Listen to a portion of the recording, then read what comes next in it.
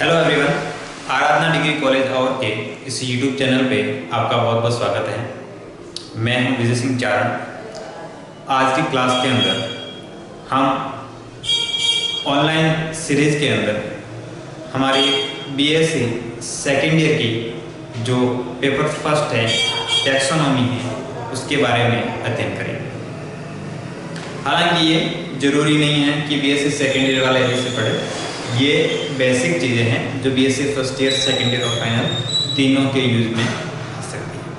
तो आज की क्लास के अंदर एक बेसिक टॉपिक, छोटा सा टॉपिक हम पढ़ेंगे जिसका नाम है टैक्सोनॉमी।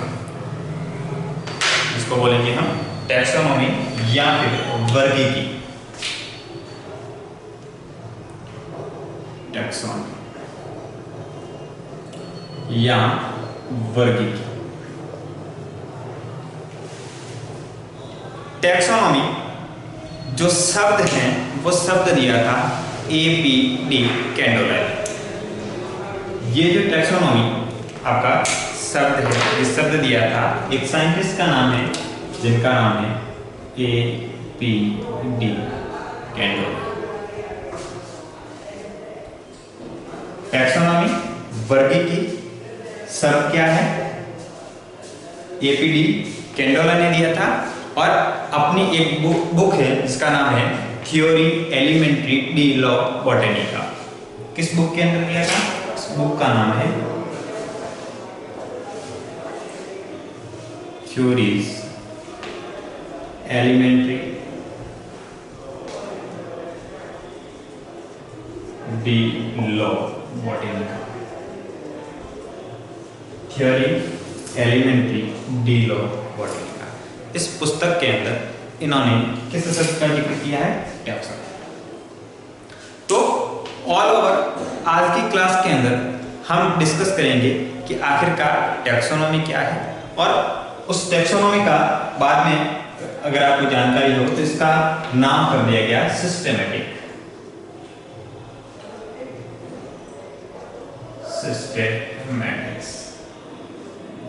और ये सब दिया था कैरोलस लिनियस।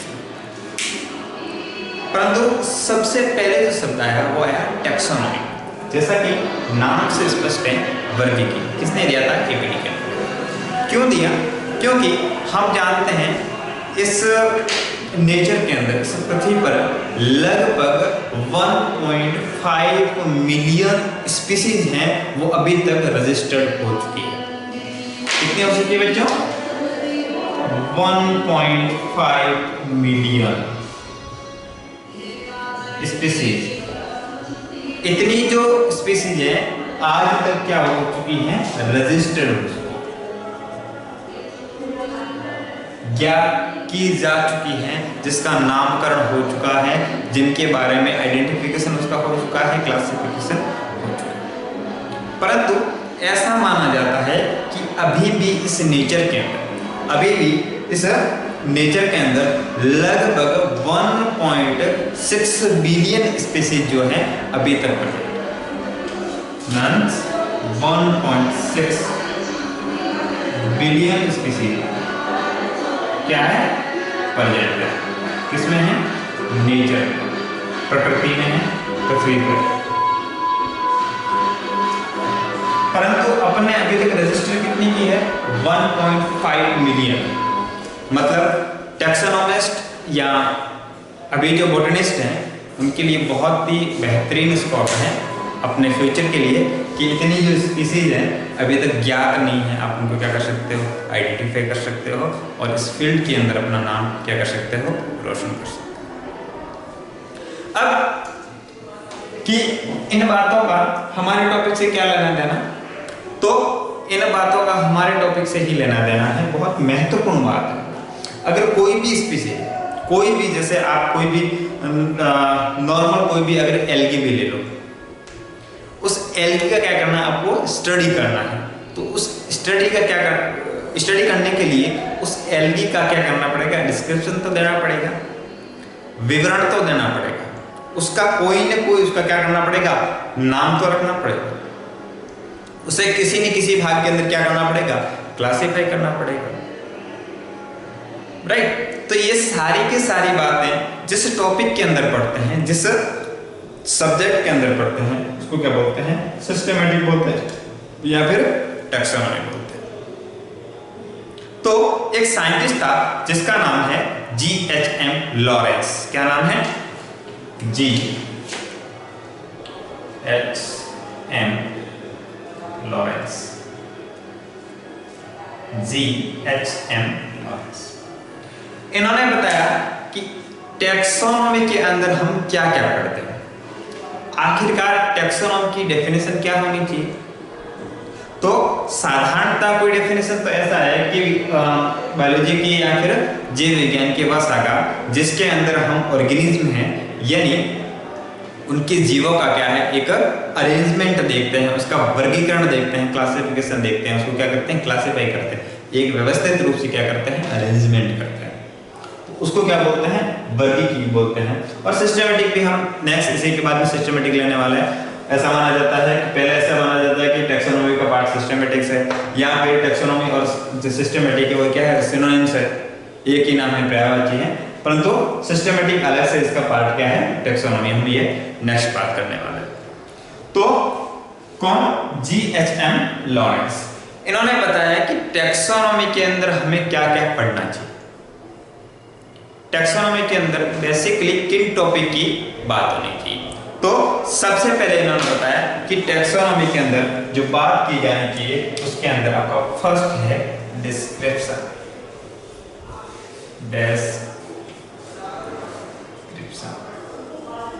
विवरण। डिस्क्रिप्शन किसका? माना कि आप चले गए फील्ड के अंदर, आप एक बॉटनिस्ट हो और एक फील्ड के अंदर चले गए किसी नई स्पीसीज की क्या करने? डिस्कवरी करने। अब आपने क्या किया है? उस स्पीसीज को कलेक्ट किया है। अब उस स्पीसीज को कलेक्ट किया है तो वैसा का वैसा आप इन सिटू के अंदर तो लेके नहीं आ सकते। लैब के अंदर बड़ा सा पेड़ है तो उस पेड़ को उठा के लैब में तो नहीं जा सकते। अब आप क्या करोगे? उस जो आपके पास स्पीसीज है, वो पेड़ है या फिर कोई प्लांट प्रजाति हो या फिर कोई एनिमल प्रजाति हो, उसका क्या करना पड़ेगा? आपको विवरण देना पड़ेगा। फॉर एग्जाम्पल, जैसे इस प्लांट की हाइट कैसी है? ऐसी है कि प्लांट की हाइट लंबा है, बौना है, ठीक है, 5 मीटर है, 2 मीटर है, 2 फीट है, 3 सेंटीमीटर, 5 सेंटीमीटर। फिर उसके बाद में लिखेंगे ये herbs and shrubs and tree है। ये क्या है? ट्री में आता है, झाड़ी में आता है, शाख में आता है। फिर लिखेंगे इस प्लांट की क्या कैरेक्टरिस्टिक है, कि इस प्लांट की पत्तियां ऐसी हैं, इस प्लांट की जो स्टेम है वो ऐसा है, इस प्लांट के अंदर रूट ऐसी है, इसके पत्तियों के अंदर जो पिगमेंट पाया जाता है बाहर से, इसकी फ्लावरिंग का कलर ऐसा है, इसके अंदर फ्रूट ऐसे बनते हैं। मतलब जो मॉर्फोलॉजी का मतलब होता है आकारिकी, वो मॉर्फोलॉजी देख के उस प्लांट के बारे में बहुत सारी क्या करते हो? आप जानकारी इकट्ठा करते हो और उस जानकारी को एक लिटरेचर के अंदर, एक आपके पास जो नोटबुक बुक होती है उसके अंदर आप लिख लेते हो। और एक छोटा सा उस स्पीसीज का मटेरियल भी आप क्या कर सकते हो? कलेक्ट कर सकते हो और उसके बाद में आप लैब में ले जा सकते हो। क्योंकि ये जरूरी नहीं है कि आप सेकंड टाइम जाओ वो स्पीसीज वहां रहे ना रहे, हो सकता है वहां से नष्ट हो जाए किसी कारणवश, है ना। तो उस चीज को आप क्या करोगे? डिस्क्रिप्शन दोगे, उसका क्या लेखा जोखा रखोगे, उसका विवरण रखोगे। तो पहली चीज जो टैक्सोनॉमी के अंदर पढ़ते हैं, किसी प्लांट का डिस्क्रिप्शन पढ़ते हैं, उसका विवरण पढ़ते हैं, राइट। किसी प्लांट का क्या करना? उसका डिस्क्रिप्शन करना। अब उस प्लांट को डिस्क्राइब कर दिया आपने, डिस्क्राइब करके आप लैब के अंदर ले आए। अब आपने लैब के अंदर देखा है, क्योंकि आपने बहुत सारा उसके ऊपर काम कर रखा है, आपने नहीं किया, हो सकता किसी और दूसरे साइंटिस्ट ने किया, आपके पास लिटरेचर है, कोई बुक है जिसके अंदर बहुत सारे स्पीसीज का क्या लिखा है? नाम लिखा है। और उसके अंदर आप चेक करोगे कि ये जो कैरेक्टरिस्टिक है, इस नाम की कोई अन्य स्पीसीज इससे पहले कोई डिस्कवर की जा चुकी है या नहीं। तो आप देखोगे, जैसे देखते कि आपने देखा कि हाँ, आज से 2 महीने पहले, 4 दिन पहले, 2 साल पहले मैंने ये स्पीसीज कई अदर जगह पे देखी और उसका नाम ये है। तो फिर आपने उस नई स्पीसीज की डिस्कवरी नहीं की, क्योंकि ये जो स्पीसीज है उसकी डिस्कवरी तो पहले की जा चुकी है, तो आपने कोई नया काम नहीं किया। परंतु आप देखते हो कि ये जो आप नई स्पीसीज है, इसको लेके तो आगे, और लेके आने के बाद आपको लगता है कि उसके अंदर क्या है, कोई ऐसी स्पीसीज अभी तक ज्ञात नहीं। तो ऐसी स्पीसीज अभी तक ज्ञात नहीं है, तो आपने क्या किया है, एक नई प्रजाति का क्या किया है, खोज किया है, एक नई स्पीसीज का क्या किया है, डिस्कवर किया है। ठीक है, हाँ, नई स्पीसीज को डिस्कवर किया है। तो फिर उस डिस्कवरी के बाद में आपने विवरण लेके आए हो और उस जो है डिस्कवरी की, उसके बाद में उसका क्या करना पड़ेगा, आइडेंटिफिकेशन करना पड़ेगा, उसको क्या करना पड़ेगा, पहचानना पड़ेगा। तो सेकंड टॉपिक जो आपका आएगा वो क्या है, आइडेंटिफिकेशन।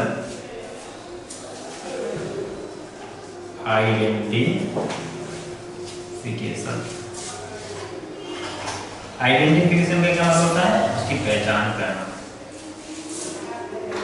आइडेंटिफाई करना। अब जैसे डिस्क्रिप्शन दे दिया, डिस्क्रिप्शन देके आपने लिटरेचर के अंदर चेक किया कि इसके अंदर क्या प्रोसेस है, और उसके बाद में आप क्या करना है, उस चीज की आइडेंटिफिकेशन करता है कि हाँ ये प्लांट ये हो सकता है, आज से पहले किसी लिटरेचर के अंदर ये टॉपिक अभी तक नहीं था और ये प्लांट डिस्कवरी नहीं हुआ है, परंतु अभी जो हमने ये नई स्पीसीज की क्या करेंगे, हम कोई ना कोई रूप से क्या करेंगे, उसका आइडेंटिफिकेशन करेंगे। अब आइडेंटिफाई कर लिया, और आइडेंटिफाई करने के बाद उसका क्या करना पड़ता है, कोई नाम रखना पड़ता है, और इस नाम की प्रोसेस को क्या बोलते हैं, नोमेनक्लेचर करते हैं। जैसे थर्ड आपका जो पॉइंट है उसको क्या बोलते हैं हम, नोमेनक्लेचर, नामकरण। स्पीसीज देखी, स्पीसीज के बाद में उसका क्या किया, डिस्क्रिप्शन किया, उसकी आइडेंटिफिकेशन की, और आइडेंटिफिकेशन के बाद उसको क्या किया, नेमिंग की, इसको बोलते हैं नोमेनक्लेचर। इस नोमेनक्लेचर के लिए कैरोलस लिनियस ने, गैस्पर्ड बॉयम ने पहले एक बाइनोमियल जो सिस्टम है वो दिया था, द्विनाम पद्धति दिया था, और उसके बाद में कैरोलस लिनियस से बहुत सारी स्पीसीज को क्या किया था, उस फील्ड के अंदर, उस एक अपनी बुक थी, उस बुक के अंदर बहुत सारे स्पीसीज को इस बाइनोमियल जो सिस्टम था उसके अकॉर्डिंग क्या किया था, अरेंज किया। ठीक है, तो नामकरण की पद्धति होते हैं बाइनोमियल, उसके बाद में ट्राइनोमियल, तो ऐसे क्या होती है, इस नोमेनक्लेचर के क्या है, सिस्टम है। तो बेसिकली हम जो नेक्स्ट सीरीज के अंदर पढ़ने वाले हैं, जो बाइनोमियल नोमेनक्लेचर है वो देखेंगे। तो उसका क्या रखेंगे, कोई स्पेशल नाम रखेंगे, जैसे ये प्लांट है उसका ये नाम रख लिया। उसके बाद फोर आपका पॉइंट है, उसका क्या करना, क्लासिफिकेशन करना। क्लासिफिकेशन का क्या नाम मतलब होता है,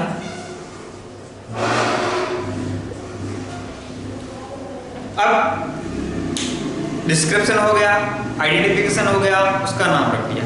अब नाम के बाद में इसके जो समान स्पीसीज के जो समान लक्षण है, ये जो कैरेक्टर हैं अन्य स्पीसीज, कौन से स्पीसीज के साथ क्या हो रहे हैं, मैच हो रहे हैं, तो उसके अकॉर्डिंग उसका क्या करेंगे, हम क्लासिफाई करेंगे। जैसे अपने को प्लांट ले लिया और उस प्लांट के अंदर देखते हैं कि इसके अंदर किसी भी प्रकार की रूट का निर्माण नहीं हो रहा है, शूट का निर्माण नहीं हो रहा है, या फिर स्टेम या लीफ का निर्माण नहीं हो रहा। एक ऐसी संरचना है, उस संरचना क्या बोलते हैं, थैलस बोलते हैं। तो नई जो स्पीसीज बनी है वो भी क्या है, आपको एक ऐसी संरचना है, थैलोइड संरचना है, एक थैलस संरचना है। तो हम देखेंगे कि थैलस संरचना किसमें पाई जाती है, तो थैलोस संरचना तो किसमें पाई जाएगी, या तो ब्रायोफाइटा के अंदर, एल्गी के अंदर पाई जाएगी, या लाइकेन हो सकता है, या ब्रायोफाइटा हो सकता है, राइट। तो हम देखेंगे कि पहले जैसे ब्रायोफाइटा के अंदर ग्रीन कलर दिख रहा है, क्या है, एक तो प्लांटी है, प्लांटी के बाद हमने क्या देख लिया कि ये क्या है, एल्गी है, या फिर थैलोफाइटा जिसको बोलते हैं, थैलोफाइटा के अंदर रख दिया। उसके बाद में थैलोफाइटा के अंदर भी किसमें रख दिया, हमने एल्गी में रख दिया। अब और स्टडी करेंगे तो इसका कलर कैसा है, तो हमने इसका कलर देखते हैं इसे ग्रीन कलर का। तो ग्रीन कलर की कौन सी एल्गी होती है, ग्रीन एल्गी इसको बोलते हैं, इसको क्लोरोफाइसिक बोलते हैं। और विस्तृत वर्णन किया, क्लोरोफाइसिक के अंदर क्या होगा, तो इसके अंदर पिगमेंट होगा, कौन सा होगा, क्लोरोफिल और क्लोरोफिल ए और क्लोरोफिल बी।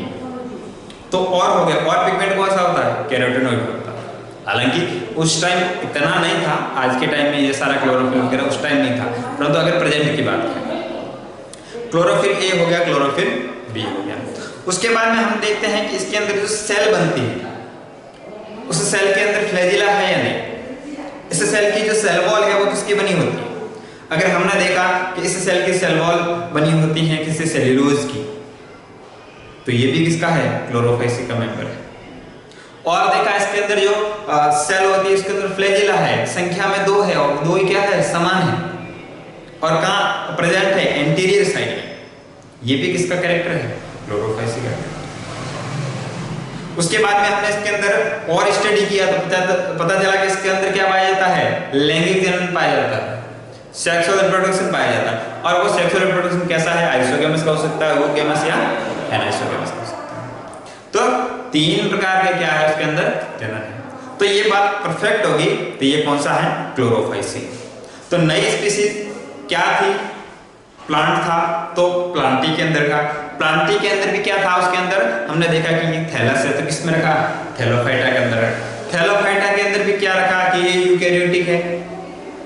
और हमें एल्गी से समानता क्या है? इसकी कैरेक्टर है, तो इसमें हमने रख दिया शैवालों में, एल्गी में रख दिया। और एल्गी के अंदर भी जैसे एपिफ्रिज ने क्लासिफिकेशन दिया था, उसको 11 क्लासेस के अंदर कन्वर्ट किया था, तो उसके अंदर भी बहुत सारी है, जैसे क्लोरोफाइसी है, एंथोफाइसी है, पियोफाइसी, रोडोफाइसी, बेसिलोफाइसी, क्राइसोफाइसी, क्रिप्टोफाइसी, ठीक है, और डायनोफाइसी। ये सारी लगभग 11 क्लासेज है। और इस 11 क्लासेस के अंदर क्या किया था उन्होंने? क्लासिफाई किया था। तो हमने 11 के क्या देखे? कैरेक्टर देखे, और जो नई स्पीसीज है उसके भी कैरेक्टर देखे। तो वो नई स्पीसीज की जो कैरेक्टर है वो किससे सिमिलर हो रहे थे? एल्गी के, क्लोरोफाइसी से। तो हमने उसको क्या कर दिया? क्लासिफिकेशन कर दिया उसका। किसमें रखा हमने? इसमें एक जो इसके समान क्या दिखाते हैं? संरचना दिखाते हैं और समान कैरेक्टर दिखाते हैं। दूसरी बात, वर्गीकरण का मतलब होता है किसी जीवों का उसके बाह्य आकारिकी लक्षणों एवं उसके जो कैरेक्टर हैं और उसके आपसी संबंधों के आधार पर एक वैज्ञानिक व्यवस्थापन करना, एक साइंटिफिक अरेंजमेंट करना ही क्या कहलाता है? Classification, right. तो इसके बाद में जो ये सारी बातें किसके बारे में थी? ये टैक्सोनॉमी के बारे में। तो उसके बाद में एक और साइंटिस्ट आए, उसका नाम था कैरोलस लिनियस। क्या नाम था? Carolus Linnaeus. और उस कैरोलस लिनियस ने क्या एक नया शब्द दिया जिसका नाम है सिस्टेमेटिक्स। तो नेक्स्ट हम पढ़ने वाले हैं सिस्टेमेटिक्स।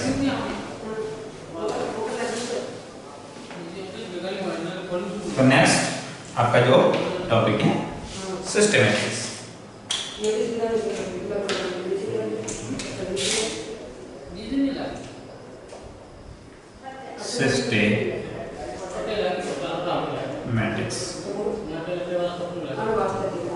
सिस्टेमेटिक्स।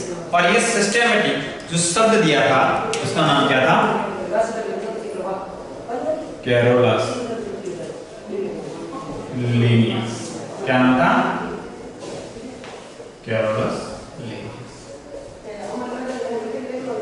सिस्टेमेटिक शब्द दिया है Carolus Linnaeus.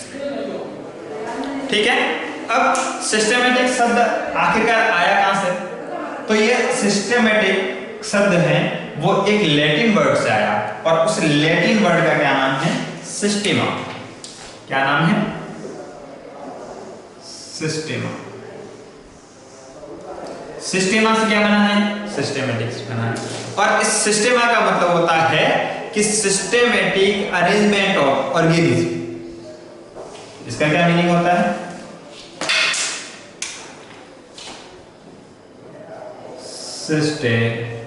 Systematic arrangement of organism.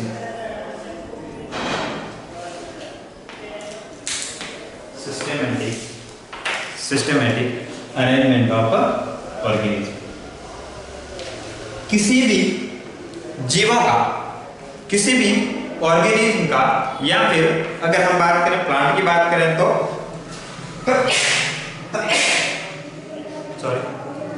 अगर हम प्लांट की बात करें तो प्लांट के अंदर अगर हम पार्टों का एक सिस्टेमेटिक अरेंजमेंट करते हैं, प्लांट का क्या करते हैं? एक सिस्टेमेटिक रूप से उसका क्या करते हैं? व्यवस्थित करते हैं, तो वो क्या कहलाता है? सिस्टम कहलाता है।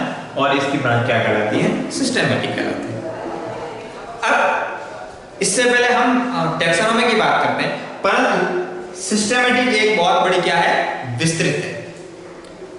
अब बहुत सारे लोग बोलते हैं कि systematic and taxonomy are the similar, but similar नहीं, ये सिनोनिम्स नहीं है।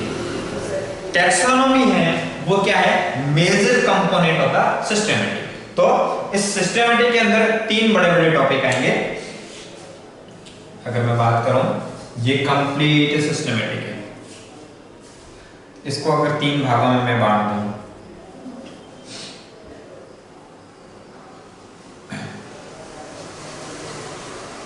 तीन भागों के अंदर मैंने बांट दिया, तो इसके अंदर मैं रखता हूं टैक्सोनॉमी,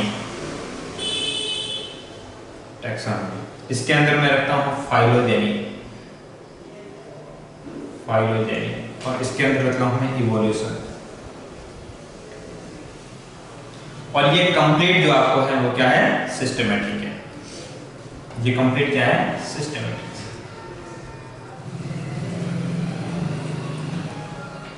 अभी तक क्या समझ रहे थे कि टैक्सोनॉमी है, परंतु ये टैक्सोनॉमी भी किसी का क्या है, पार्ट है, मेजर कंपोनेंट है। मेजर कंपोनेंट किसका है, सिस्टमेटिक का। तो अभी हमने पढ़ा टैक्सोनॉमी के अंदर क्या पढ़ेंगे हमने पढ़ा था इसके अंदर डिंक, इसके शॉर्ट फॉर्म है DINC, डिंक। डी का मतलब डिस्क्रिप्शन, आई का मतलब आइडेंटिफिकेशन, एन का मतलब नोमेनक्लेचर और सी का मतलब क्लासिफिकेशन।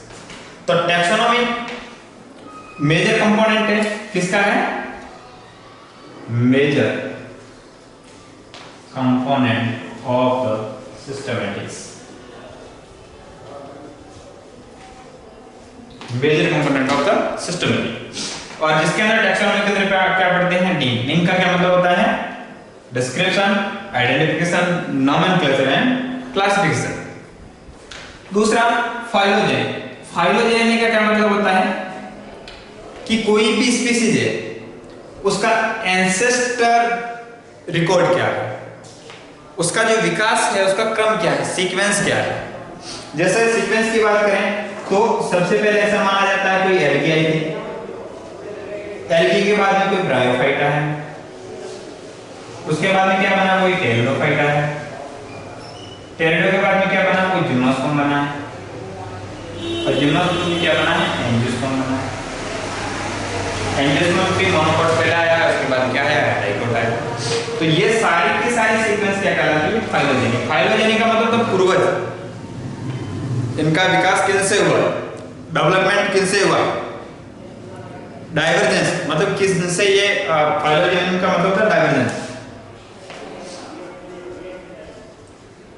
डाइवर्जेंस किनसे बने हैं, ये सारी की सारी बातें किसमें आएंगी, फाइलोजेनी।